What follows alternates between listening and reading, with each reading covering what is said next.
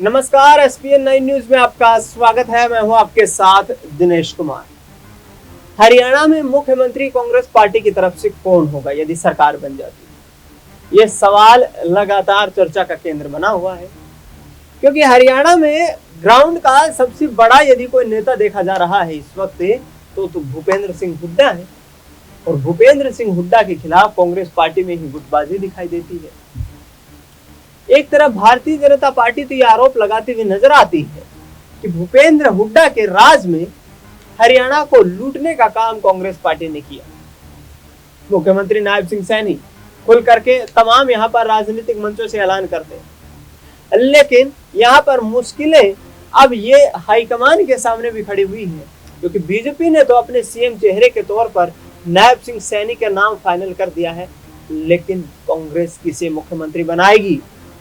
कुमारी सैलजा, रणदीप सिंह सुरजेवाला, भूपेंद्र सिंह हुड्डा, कुछ वक्त पहले तक किरण चौधरी भी ये कहती हुई नजर आ रही थी कि मैं भी मुख्यमंत्री की दावेदार हूं। लेकिन किरण चौधरी के भाजपा में चले जाने से रणदीप सिंह सुरजेवाला और कुमारी सैलजा गुट काफी सक्रिय हो गए। कुमारी सैलजा के लिए एक बूस्टर ये भी है, एक बोनस ये भी है कि उनकी पार्टी कांग्रेस पार्टी में वो दलित नेत्री के रूप में हरियाणा में सबसे बड़ा चेहरा है। और हरियाणा में दलित वोट बैंक को साधने के लिए कुमारी सैलजा के नाम पर बड़ा कार्ड यहां कांग्रेस पार्टी खेलती हुई नजर आ सकती है।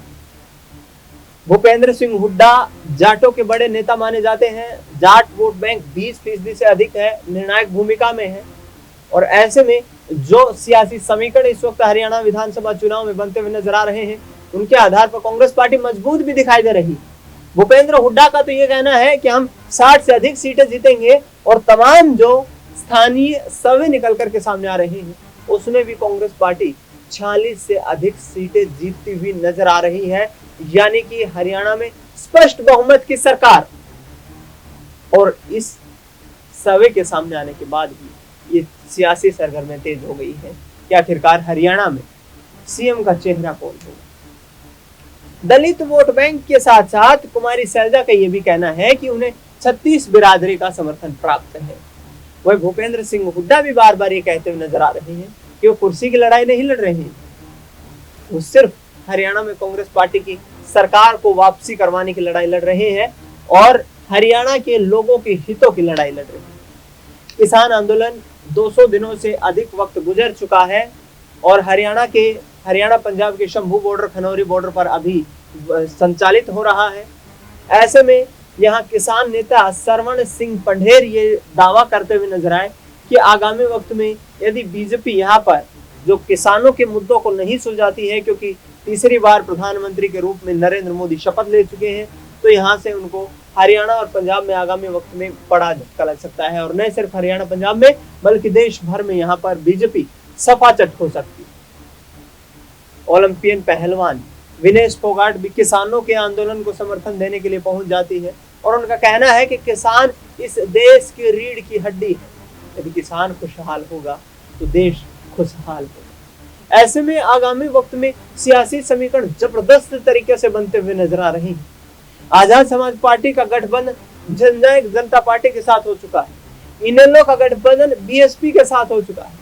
बीजेपी आरएलडी के साथ गठबंधन करने के लिए और कुछ सीटों को साधने के लिए यह समीकरण तैयार कर रही है। सीट शेयरिंग को लेकर के और चुनावी उम्मीदवारों के नाम तय करने को लेकर दोनों पार्टियों में भयंकर संग्राम देखने को मिल रहा है। एक एक सीट पर 30 से अधिक प्रत्याशी जो है वो सामने आ रहे हैं। ऐसे में हरियाणा का असली किंग मेकर कौन बनेगा, ये भी एक बड़ा सवाल है। हालांकि कांग्रेस पार्टी के लिए शुरुआती राहत ये है कि जो सर्वे निकल करके आ रहे हैं वो उनके पक्ष में दिखाई दे रहे हैं। और ग्राउंड की परिस्थिति को देखा जाए तो पिछले करीब 40 दिनों से दीपेंद्र सिंह हुड्डा, जो कि रोहतक से सांसद हैं, भूपेंद्र हुड्डा के बेटे हैं, वो लगातार सड़कों पर चलते हुए नजर आ रहे हैं, लोगों से जुड़ते हुए नजर आ रहे हैं। हरियाणा में विधानसभा चुनाव से पहले सियासी तख्तापलट करने की कोशिश कर रहे हैं, लेकिन देखना ही होगा कि क्या दीपेंद्र सिंह हुड्डा की कोशिशें कामयाब हो पाती, क्योंकि कांग्रेस पार्टी में देखा जाए तो इस वक्त हुड्डा के यहाँ पर जो समीकरण है उनको देखते हुए कुछ चंद नेता ही ऐसे बचे हैं जो कि कांग्रेस पार्टी में उनको टक्कर दे सकते हैं। और ऐसे में यदि कांग्रेस वापसी करती है तो कहीं ना कहीं हुड्डा का चीफ मिनिस्टर बनना तय नजर आ रहा है।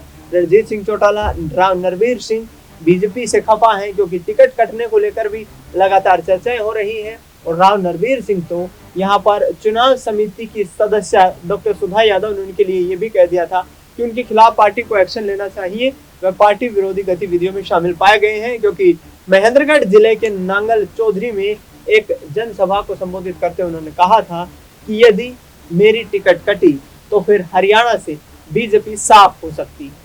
उनका कहना है कि अहिरवाल ही वो क्षेत्र है जिसके दम पर यहाँ भारतीय जनता पार्टी ने 2 बार सरकार बनाई है। और ऐसे में हाईकमान को विधानसभा चुनाव में सोच समझकर तमाम फैसले लेने चाहिए। अब देखना ये होगा कि हरियाणा विधानसभा चुनाव की रूपरेखा किस तरीके से तैयार होती है। किसी भी पार्टी ने अभी तक जो है पूर्ण रूप से अपने चुनावी उम्मीदवारों की सूची जारी नहीं की है। कांग्रेस पार्टी और बीजेपी पर नजर टिकी हुई है कि आखिरकार आगामी वक्त में ये पार्टियां किस तरीके से बड़े फैसले लेती हुई नजर आती। हिमाचल के अंदर कांग्रेस ने झूठ बोला, मैं ये क्योंकि उनके तथ्य के साथ मैं बता रहा हूं, क्योंकि उन्होंने कहा, हमने नहीं कहा। ये इस प्रकार का यहाँ भी लागू पड़ा क्योंकि इनकी सोच है, इनकी नीति है कि लोग शायद झूठ के अंदर आ जाएंगे और आकर के हमें वोट दे देंगे। हिमाचल के अंदर स्क्रिप्ट लिखी गई राहुल गांधी और बड़े नेताओं के द्वारा दिल्ली में बैठ करके हिमाचल के अंदर उस झूठ को उतार दिया गया, फैला दिया गया कि हम हिमाचल में हर साल 1 लाख नौकरी देने का काम युवाओं को करेंगे। ये कांग्रेस ने बोला हिमाचल के इलेक्शन के अंदर, परंतु 1 साल से भी ज्यादा 2 साल हो गए मेरे ख्याल, आज तक एक भी सरकारी नौकरी निकली हो तो वो बताए राहुल गांधी, वो बताए हुड्डा, झूठ न फैलाए। कर्नाटक की बात कर लीजिए, कर्नाटक के अंदर महिलाओं को 2000 रुपए देने की बात कही थी, ये कांग्रेस की सरकार है। मैंने कहा है कि स्क्रिप्ट लिखते हैं झूठ की, फिर उसको फैलाने का काम करते हैं। कर्नाटक के अंदर महिलाओं को 2000 रुपए देने की घोषणा की थी, अभी तक किसी भी महिला को 1 साल के करीब ज्यादा हो गया मेरे ख्याल से, 1 साल क्रॉस हो गया वहां की सरकार को, एक भी महिला को 5 पैसे नहीं दिया, खाली वोट ले लिया झूठ बोलकर। तेलंगाना के अंदर सेम तेलंगाना के अंदर भी इन्होंने कहा था कि 1 साल के अंदर अंदर सारे सरकारी पदों पर भर्ती करने की घोषणा इन्होंने मैनिफेस्टो में की थी। लोगों के बीच में कहा, स्क्रिप्ट लिखी गई, घोषणा होती है इनकी, झूठ बोला गया, परंतु 1 साल के अंदर आज तक भी एक भी इनकी वैकेंसी वहां पर भी नहीं निकली। 1 साल हो गया। मैंने कहा है कि कांग्रेस के नेताओं को इतना बड़ा झूठ मत फैलाइए, जितनी आपकी चादर है उतना पैर पसारिए। क्यों लोगों को अंधेरे में रख रहे हैं, क्यों स्टेट्स को पीछे धकेलने का काम कर रहे हैं? आप देश को आगे बढ़ाने का काम करिए। हरियाणा विधानसभा चुनाव में किसकी होगी जीत, कौन हारेगा, कौन मैदान मारेगा, आपकी क्या राय प्रतिक्रिया है, हमें कमेंट बॉक्स में जरूर बताएं। हमारे इस खास कार्यक्रम में फिलहाल के लिए इतना ही। देश दुनिया की तमाम बड़ी खबरों के लिए आप देखते रहिए SPN 9 न्यूज।